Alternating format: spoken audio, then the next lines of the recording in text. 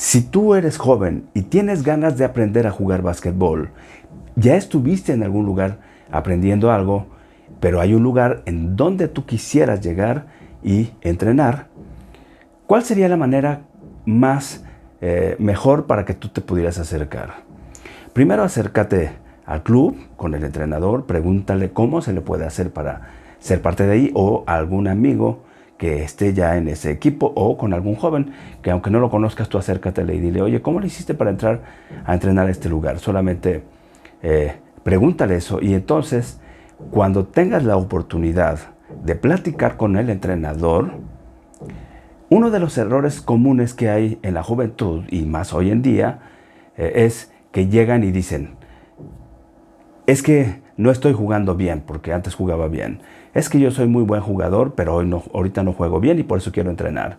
Es que yo era muy bueno y necesito entrenar para volver a ser bueno. Es que yo metía siempre canastas y hoy ya no meto. No. El buen jugador, tienes que entender esto, el buen jugador, cuando juega bien desde sus inicios, por ejemplo, los cimientos son una cosa muy importante en un jugador. Muchas veces hay jugadores que solamente entrenan. Y una cosa es entrenar y otra cosa es cuando ese jugador tiene los cimientos. ¿Qué es lo que pasa cuando el jugador no tiene los cimientos bien reforzados?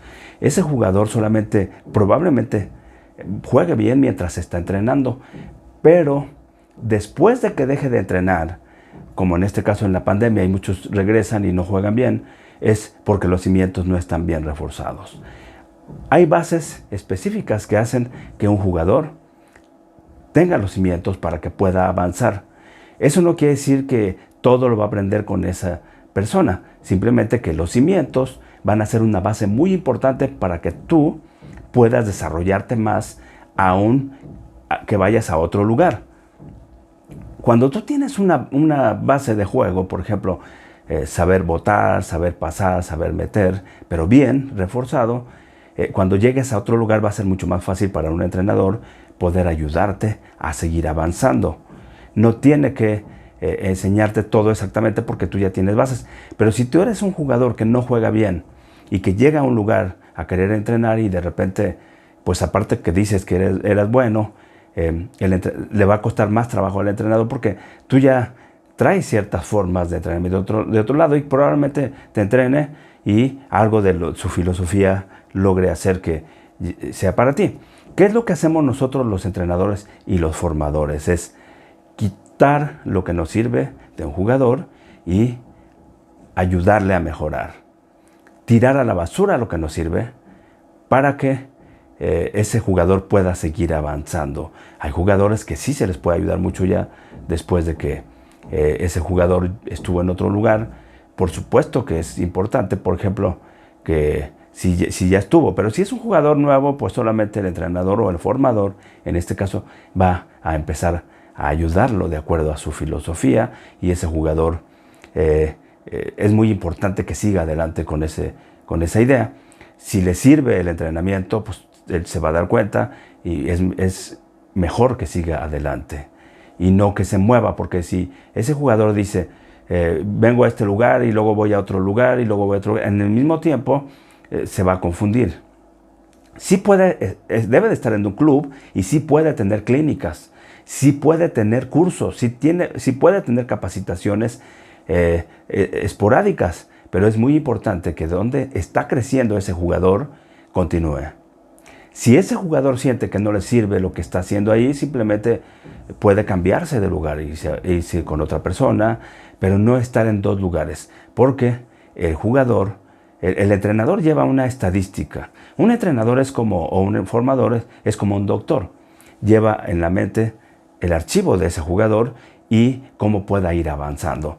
Si el jugador anda para allá y para acá y de repente es en el mismo lugar y va con otra persona que probablemente esa persona no se lleva con ese entrenador, lo que va a buscar es cambiarle las formas de cómo aprendió con esa persona y lo va a confundir.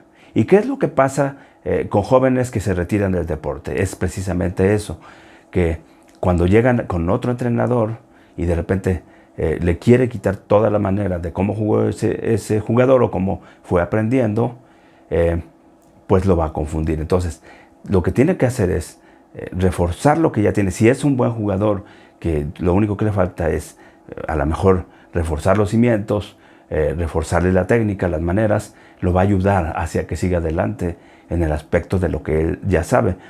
Pero si es un jugador que no sabe, entonces tiene que hacer que ese jugador se olvide de todo el pasado para poder empezar.